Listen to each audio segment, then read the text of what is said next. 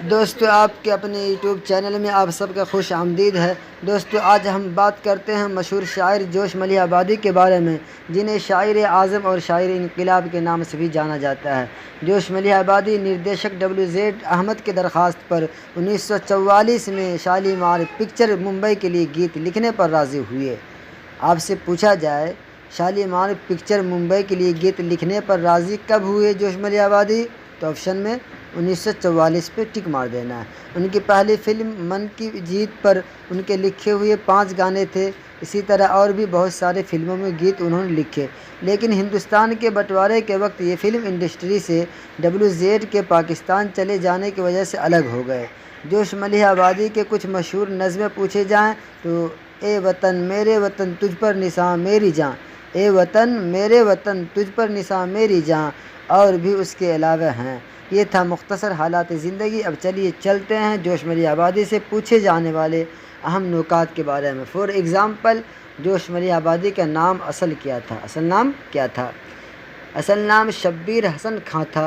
ابتدائی تخلص جوش ملیح آبادی کا کیا تھا؟ ابتدائی تخلص شبیر۔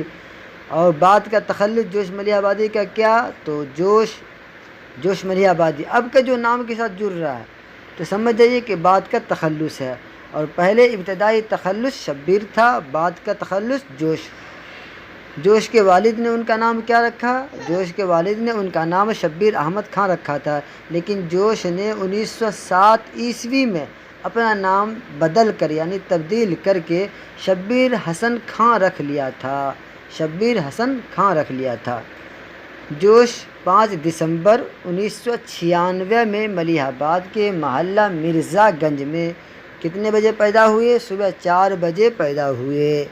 جوش ملیح آبادی 5 دسمبر 1896 میں ملیح آباد کے محلہ مرزا گنج میں صبح 4 بجے پیدا ہوئے۔ جوش کا انتقال کب ہوا؟ 22 فروری 1982 عیسوی میں۔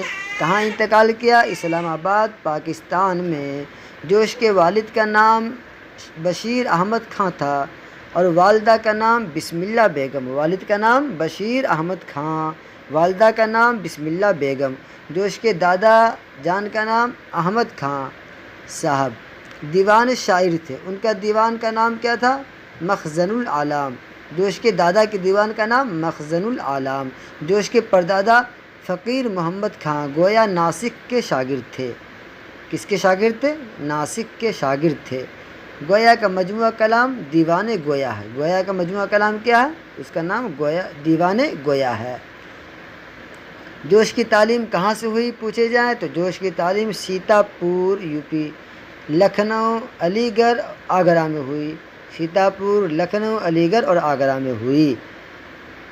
جوش نے کتنے سالوں میں شاعری کا پہلا سفر شروع کیا؟ جوش نے 9 سال کی عمر میں شاعری شروع کی اور پہلا شعر کہا کہ شاعری کیوں نہ راس آئے مجھے، شاعری کیوں نہ راس آئے مجھے، یہ میرا فن خاندانی ہے۔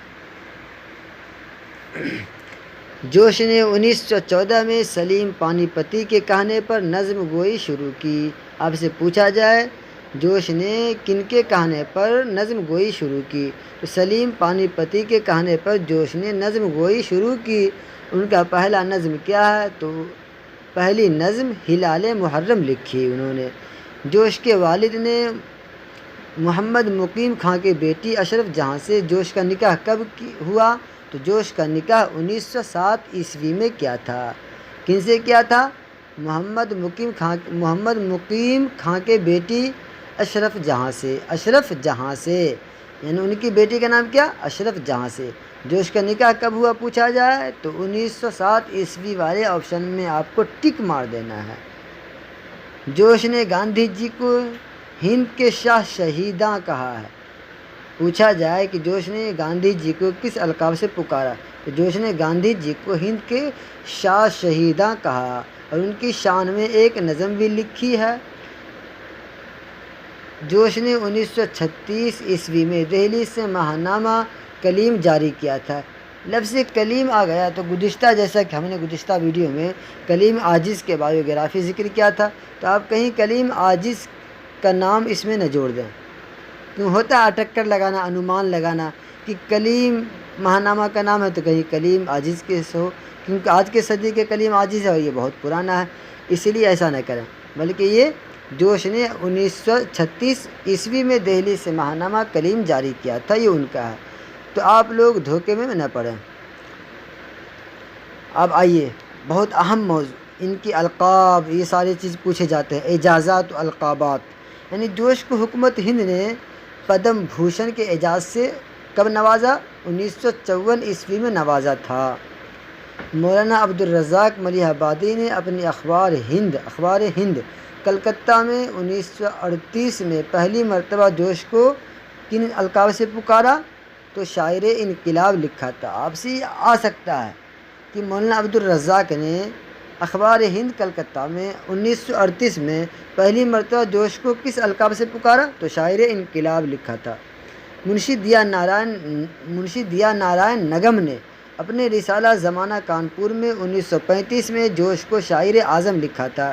جوش کے استاد عزیزی لکھنوی نے جوش کو مصور جذبات 1920 میں کہا تھا۔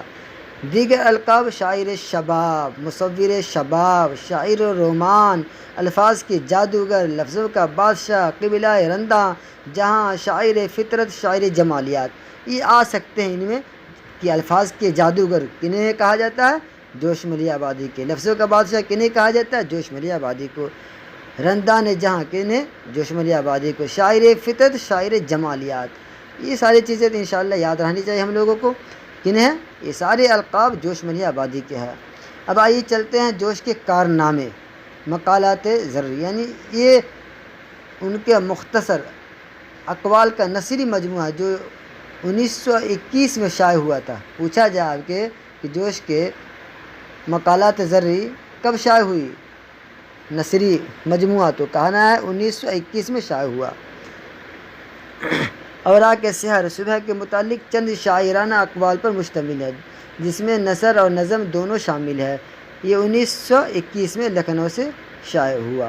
اب بتائیے 1921 میں مقالات زرعی بھی اور اوراق سحر بھی 1921 میں شائع ہوا، یاد رکھنا ہے۔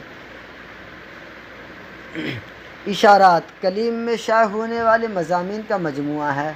یادوں کی بارات، خود نوشت سوانح عمری، جو کہ بہت مشہور ہے۔ یادوں کی بارات، خود نوشت سوانح عمری، جو کہ بہت ہی مشہور معروف ہے۔ تو چلیے آج کے لیے اتنا ہی کافی، ملتے ہیں انشاءاللہ کل نیکسٹ ویڈیو کے ساتھ۔